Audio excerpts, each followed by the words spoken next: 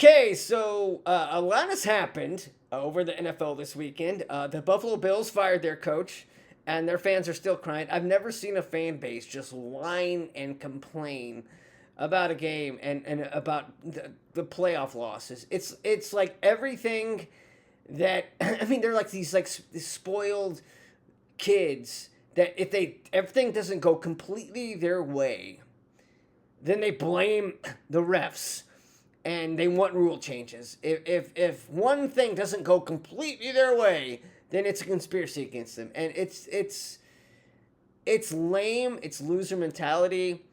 They fired their coach, Sean McDermott. I knew he was going to be the scapegoat. It was weird because I don't know if you could put that loss on him. It was on Allen.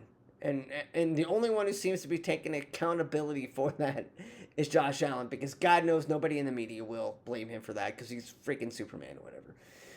And the Kansas City Chiefs are doing some things. I'm going to attack this as a Chiefs fan.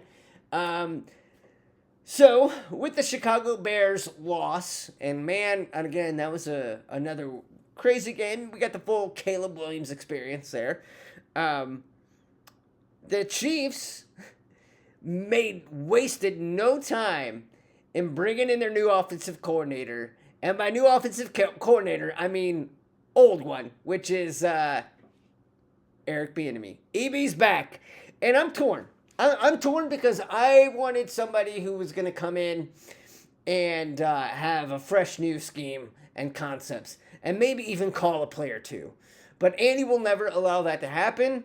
And so we're stuck with a guy who was Andy Reid's coordinator in the past. Now, EB is going to just come in and ruffle feathers, get on Worthy and Rice for loafing on routes.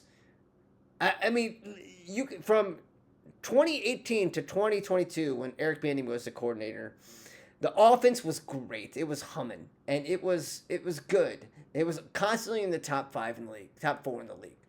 And then when EB left, and Matt Nagy came back over, there was a clear fall off, and a clear lack of discipline was shown. The offense was sputtering. The players seemed to be not really respectful of Nagy. And Nagy seemed to be wanting to be friends with the players instead of actually holding them accountable. I just go back and look at the Kadarius Toney play against the Buffalo Bills where he lined up offsides. And even now with Jawan Taylor clearly lining up offsides. Or in the neutral zone or wherever. So just the lack of accountability and the discipline for the last 2 years of this team, really the last 3 years, has really, really hurt them. And the fact that they've gotten to 2 Super Bowls is because they have Spagnuolo is a stud as a defensive coordinator, and you have Patrick LeVon freaking Mahomes as your quarterback. So I think this will be a positive change. Now, one thing that does have to happen is Andy has to completely overhaul his offensive scheme. Okay?